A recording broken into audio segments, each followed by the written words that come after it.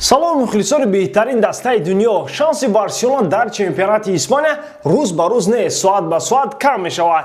Баъд аз 10 давр ҳамагӣ 14 имтиёз ҷамъоварӣ шудааст ки ин бадтарин натиҷа дар 33 соли охир мебошад.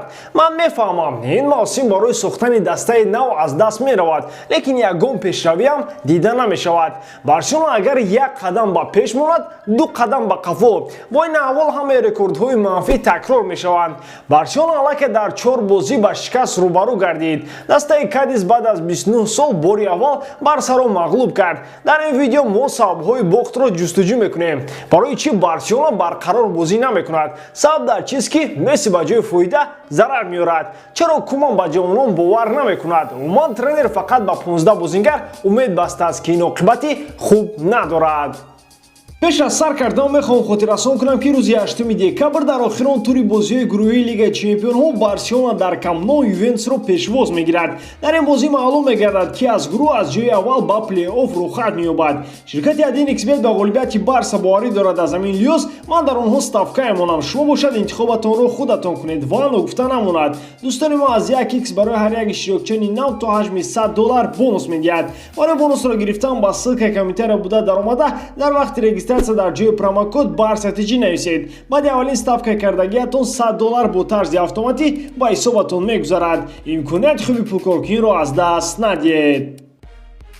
чун одат аз ҳайати асосии даста дар ин бозӣ оғоз мекунем. дарвозабон Тер Штеген бо схемаи 4-2-3-1 ҳимоятгарон Дес аз тарафи чап, Алба аз тарафи рост, ду нафар дар марказ Лангле ва Мингеса сабабгори асосии бохти Барселона. дар маркази майдон Де Йонг ва Бускес, дар хатти ҳуҷум Месси дар ҷои худаш, Каутино дар чап, Гризман дар пушти ҳамлагар ва ягона форвард Брейтвейт. пешакӣ мегӯям ки Каутино дар тарафи чапи майдон як мавҷудоти бефоида аст. Месси бошад ғайр аз ин ки ба ҳимоятгарон кӯмак намекунад, ҳамчунин 80% тӯбҳо баъди паси хатои ӯ аз даст меравад.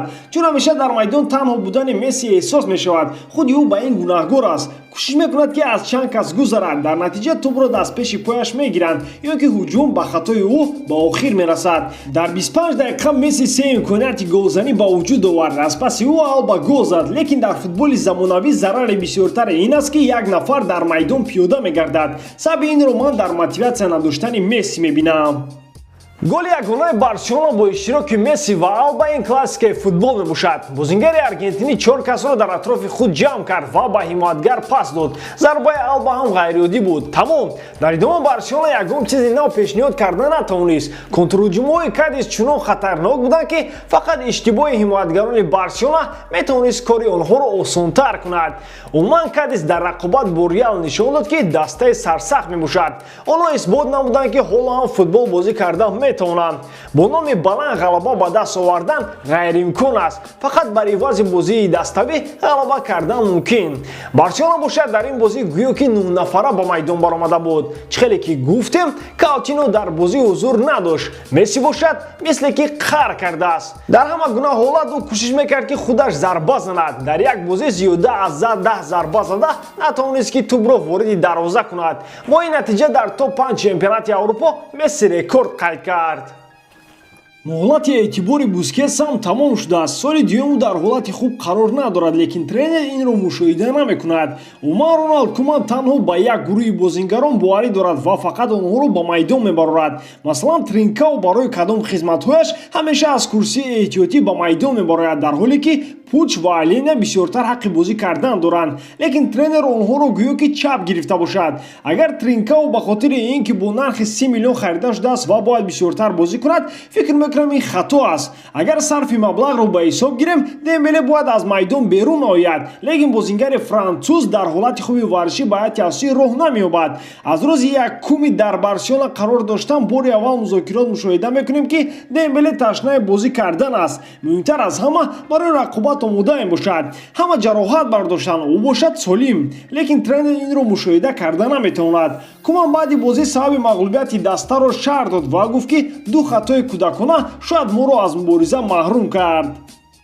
این مغلوبیت رو شرح دادن مشکل است. تا امروز ما بازی‌های خوب انجام دادیم. در یکم تایم بارسلونا ضعیف بود. در قسم دوم وضعیت تغییر یافت. لیکن دو خطای کودکانه سبب گردید که ما شکست خوردیم.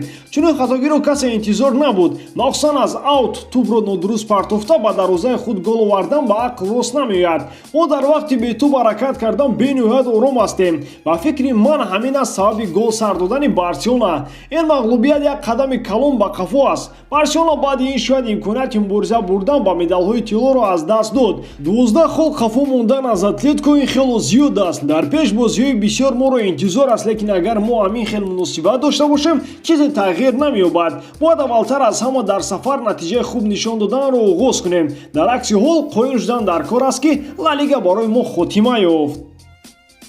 از این سخنها خلاصه کردن ممکن است که کومان روی راست بازیگران را گناهگار کرده شده است. مخصوصا مناسبت او با مینگس بعد یک اشتباه بسیار بی‌رحمانه بود. او بازیگر جوان است. باری اول با چنین خطاگی راه داد، لیکن ترینر او را فوراً از بازی گرفت. لنگلی باشد به خاطر تجربه بای داشتن به کارهای خود ادامه می‌دهد. اکنون مینگس مثل پوچ، میراندا و الینیا با کرسی احتیاطی روان کرده می‌شود. خود ترینر سبب مغلوبیت‌های بارسلونا است که به این وظیفه تعیین گردید. شما در این باره چی فکر دارید دوستان؟ برای چی کومان با دیگر فوتبالبازان دسته باوری ندارد و برای چی مسی مثل پیشتر موتیواسیون ندارد؟ در ترانسفر زمستانه دسته باید کی رو فروشد و در خط حمایه کی رو باید خرید؟ حتما فکرهای خود را در کامنتر نویسید. با من خیلی مهمتر است که شما در این باره چی فکر دارید؟ در همه حالات بارسلونا رو دوست دارید و کانال بارسا تیجی رو دستگیری کنید. دستگیری شما پیشروی ما. با شما بود محمد گایروف.